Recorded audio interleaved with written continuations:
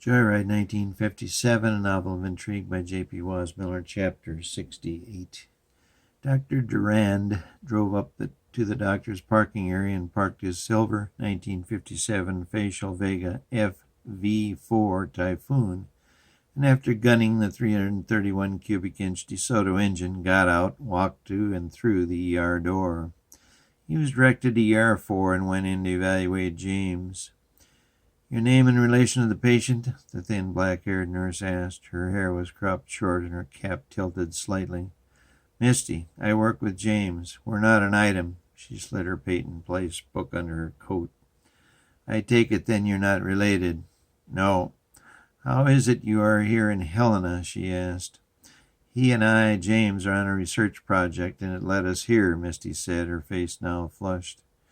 "What's the nature of this research?" the nurse asked. "It's government research. I'm not at liberty to say," Misty said. "Do you know anything about your friend James' health history?" "Not much, but he was in a tornado in Kansas last week. His car was destroyed. He was in the Topeka hospital for a few days in coma, but then he just came out of it. Been fine ever since," Misty said too rapidly. "Do you know the extent of his injury?"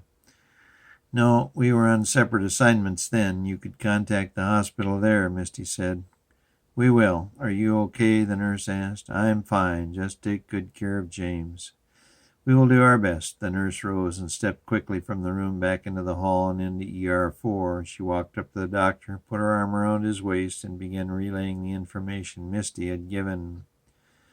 "Well, call Topeka and see what you can find out. It looks like this X-ray does not show any skull fracture, but if I don't do something soon, we will lose this guy." He pinched her bottom. She jumped and ran from the room. He went out to the desk and made a phone call. "Dr. Stone, how are you? Say, this is Renee Durand, your former student. Sorry to bother you at this late hour, but I got a problem. A man was just brought in here with a right blown pupil. He was in an accident. Well, actually in a tornado down in Kansas last week. Was in coma there for a few days, then he returned to his work, some kind of research, and all was normal until he arrived here on the bus an hour ago." There was silence on the phone then. "Have you ever done one?" No, doctor, but I watched you do one when I was an intern. I remember it was really slick and worked wonders." "Does he have a skull fracture or other injuries?" Dr. Stone asked. "No, all seems okay," Dr. Durand said. "He should have had a skull fracture in a couple-hour lucid interval if it's an epidural hematoma," Dr. Stone said.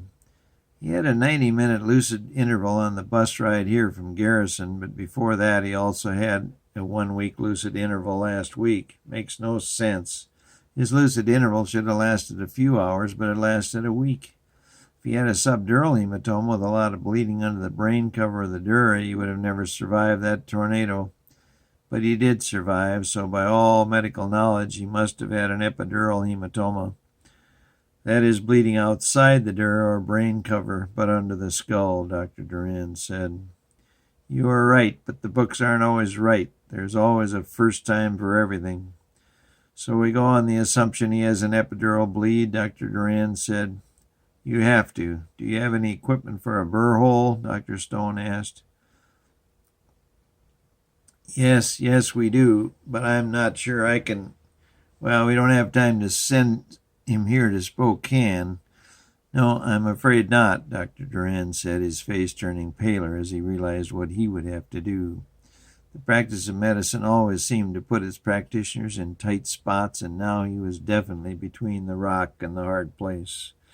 Dr. Stone proceeded to give him detailed instructions, orders to call him back if there were any problems, gave him a good luck, and hung up. Dr. Durand was a French Catholic and began to say Hail Marys as he walked out to arrange for and proceed with an operation he had seen once and never done.